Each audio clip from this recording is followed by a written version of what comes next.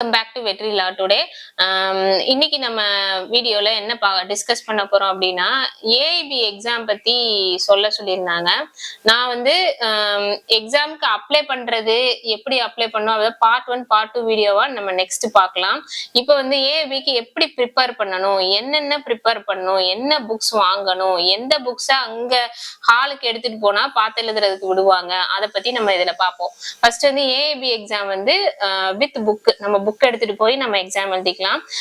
என்ன புக்ஸ் வாங்கணும் அப்படின்னா வித்தவுட் நோட்ஸ் அப்படின்னு பேராக்ட் இருக்கும். இது வந்து நான் அமேசான்ல தான் வாங்கினேன். வித்தவுட் நோட்ஸ் அப்படின்னு இருக்க புக்கு தான் பேராக்ட் தான் நம்ம எக்ஸாமுக்கு எடுத்துட்டு போக முடியும். ஏன்னா இதுதான் அலௌட் எக்ஸாமுக்கு. இன்னொன்னு வந்து இது அதாவது ஏஐபி எக்ஸாம் பொறுத்த வரைக்கும் சிலபஸ் வந்து 22 பேப்பர்ஸ் இருக்கும். நான் வந்து செட் ஆஃப் 20 புக்ஸ், இதுதான் அந்த புக்ஸ் செட்டு, இதுதான் செட் ஆஃப் 20 புக்ஸ். இது ஃபுல்லா நான் வந்து அமேசான்ல ஃபுல் செட்டே விக்குது, அதை அப்படியே நான் வாங்கி வச்சுக்கிட்டேன். இதை எப்படி படிக்கணும் அதாவது பார்த்து எழுதுறதுக்கு படிக்கணுமா அப்படின்னு பார்த்தா அட்லீஸ்ட் ஒரு தடவை ரீட் பண்ணிட்டு என்னென்ன இருக்கு எங்கெங்க இருக்குன்னு தெரிஞ்சாதான் நம்ம எழுத முடியும். 3 hours டைம் தான் கொடுத்துருப்பாங்க. கோடிங் ஷீட் தான், மைனஸ் மார்க் கிடையாது. ஆனா வந்து நம்ம கரெக்டா கோட் பண்ணணும், எந்த கொஸ்டினுக்கு எதை கோட் பண்றோம் அப்படின்றதுதான் மெயின். இதுல நான் எப்படி படிச்சேன் அப்படின்னா, உள்ள பாத்தீங்கன்னா உள்ள இண்டெக்ஸ் இருக்கும். இண்டெக்ஸ்ல வந்து எப்பயுமே ஃபர்ஸ்ட் வந்து இந்த இப்ப வந்து கிரிமினல் ப்ரொசீஜர் கோட்னா 1973 இந்த மாதிரி இது வருஷத்தோட இருக்கும் பாத்தீங்களா, அது எல்லாத்தையும் இது எந்த வருஷத்துல இருந்துச்சு அப்படின்றத ஒரு பார்த்து வச்சுக்கணும். அப்படியே கொஸ்டின் பேப்பர்ல கேட்டாங்கன்னா அதை நம்ம அப்படியே டக்குன்னு எழுதிடலாம். இன்னொன்னு வந்து நான் ப்ரீவியஸ் இயர் கொஸ்டின் பேப்பர்ஸ் வந்து ஒரு 7-8 இயர்ஸ் கொஸ்டின் பேப்பர்ஸ் வந்து நான் வச்சிருந்தேன். அதை வச்சும் நான் படிச்சேன். ரிப்பீட்டடா கேட்ட ஒன் வேர்ட்ஸ் எல்லாமே கொஞ்சம் பார்த்துக்கிட்டேன். அந்த மாதிரி நான் படிச்சதை வச்சு ஆல்மோஸ்ட் 30 கொஸ்டின்ஸ் வந்து நான் அட்டன் பண்ணிட்டேன். எதையுமே புக்கு ரெஃபர் பண்ணாமலே நான் அட்டன் பண்ணிட்டேன். போயிட்டு நான் எக்ஸாம் ஹால்ல போயிட்டு கொஸ்டின் பேப்பர் கொடுக்குறதுக்குன்னா நான் என்ன பண்ணிட்டேன் அப்படின்னா, ஃபர்ஸ்ட் வந்து கிரிமினல் லாஸ் தனியா எடுத்து வச்சுக்கிட்டேன்.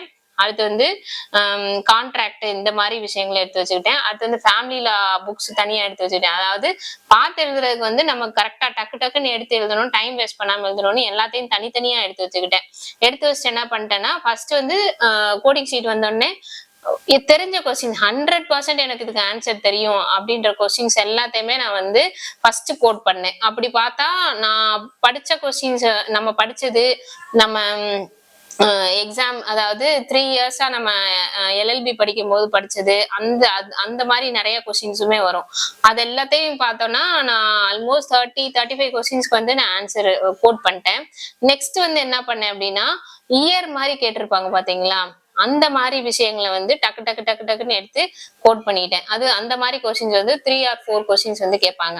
அதுக்கடுத்து என்ன பண்ணுவாங்கன்னா, பிளாண்டா வந்து இந்த செக்ஷன்ல என்ன சொல்லியிருக்கு அப்படின்ற மாதிரி கேட்பாங்க. அது டைரக்ட் கொஸ்டின்ஸ் ஈஸியா நம்ம ஆன்சர் பண்ணிடலாம். அதே இது இன்டைரக்ட் கொஸ்டின்ஸ் இருக்கும். இன்டைரக்ட் கொஸ்டின்ஸ்னா கான்செப்ட கொடுத்துருப்பாங்க. இது வந்து நம்ம யோசிச்சு ஹேண்ட் கஃபிங் வந்து எந்த கேஸ்ல வந்து பண்ணக்கூடாதுன்னு சொல்லியிருக்காங்க அந்த மாதிரி கேட்டாங்கன்னா, நம்ம அது எதுல படிச்சோம், ஹியூமன் ரைட்ஸ்ல படிச்சோம், அது எந்த கேஸ்ன்னு நம்ம படிச்சிருந்திருப்போம். அதை வச்சு நம்ம அப்படியே எழுதிடலாம். இது போக கேஸ் லாஸ் மட்டுமே தனியா கேட்பாங்க. அதுவே வந்து நெருக்கி ஒரு 10 கொஸ்டின்ஸ் வரும். 7 or 8 கொஸ்டின்ஸ் வரும். ஏன்னா இந்த கேஸ்ல இந்த கண்டென்ட் ஒரு இம்பார்ட்டன்ட் விஷயத்த சொல்லிட்டு இது இதான் ஹேண்ட் கஃபிங்னே வச்சுக்கோங்களேன். ஹேண்ட் கஃபிங் பத்தி எந்த கேஸ்ல சொல்லியிருக்குன்னு சொல்லிட்டு ஆப்ஷன்ல 4 கேஸ் கொடுத்துருப்பாங்க. அது எந்த கேஸ்ன்ற மாதிரி இருக்கும். இந்த மாதிரி கேஸ்ல ரிலேட்டட் கொஸ்டின்ஸே வந்து ஒரு 7 to 8 இருக்கும். இப்போ செக்ஷன் ரிலேட்டட் கொஸ்டின்ஸ் இருக்கும், இயர் ரிலேட்டட் கொஸ்டின்ஸ் இருக்கும், கேஸ்லா ரிலேட்டட் கொஸ்டின்ஸ் இருக்கும். அது போக ஒவ்வொரு இப்போ ஹிந்துல எடுத்துக்கிட்டோம்னா அதுல வந்து இம்பார்ட்டண்டா இதெல்லாம் வந்து நம்ம எக்ஸாம் பாயிண்ட் ஆஃப் வியூல இம்பார்ட்டன்ட் படிச்சிருப்போம் பாத்தீங்களா, அதெல்லாம் ஜஸ்ட் ஒரு ரீட் பண்ணிக்கலாம். இல்லைன்னா எந்த பேஜ்ல இருக்குன்னு நம்ம வந்து மார்க் பார்த்துட்டு போலாம். அங்க உள்ள எக்ஸாம் ஹால்குள்ள போனோடனே இந்த வித்தவுட் நோட்ஸ் இல்லாத எந்த புக்ஸையுமே அலோவ் பண்ண மாட்டாங்க. எந்த நோட்டுமே எடுத்துட்டு போக முடியாது. ஆஸ் யூசுவல் நமக்கு மொபைல் எதுவும் எடுத்துட்டு போக முடியாது.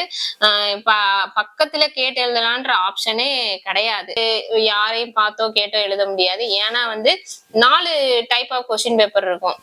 ஏ பி சி டி. இப்ப எனக்கு வந்து டி கொஸ்டின் பேட்டர்ன் இருந்துச்சுன்னா எனக்கு முன்னாடி இருக்கவங்களுக்கு வந்து கண்டிப்பா பிஓ ஏஓ அந்த பேட்டர்ன் இருக்கும்.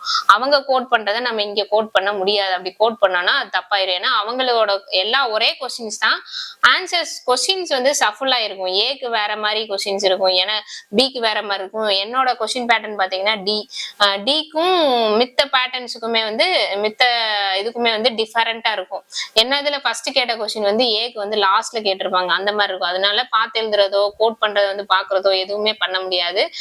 நம்ம புக்கை மட்டுமே நம்பி போனோம் அப்படின்னா அந்த 3 ஹவர்ஸ்ல புக்கு திருப்புறதுலயே டைம் போயிடும். ஓரளவுக்கு படிச்சு வச்சுட்டு போனோம்னா சீக்கிரம் எழுதிடலாம், மார்க்ஸும் ஸ்கோர் பண்ணிடலாம். 40 எடுத்தா பாஸ், 100க்கு 40 எடுக்கணும்.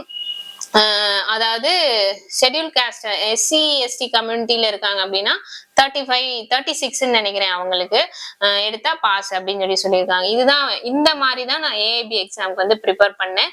இந்த மாதிரி தான் நான் படிச்சுட்டு போய் எக்ஸாமும் எழுதினேன். இந்த மாதிரி law related videos, current affairs, recent judgements பத்தி தெரிஞ்சுக்கணும் அப்படின்னா லா ஸ்டூடெண்ட்ஸ் வந்து எங்களோட சேனல் வந்து சப்ஸ்கிரைப் பண்ணி வச்சுக்கோங்க. லா ஸ்டூடெண்ட்ஸ்க்கு வந்து பயங்கர யூஸ்ஃபுல்லா இருக்கும். தேங்க்ஸ் ஃபார் வாட்சிங்.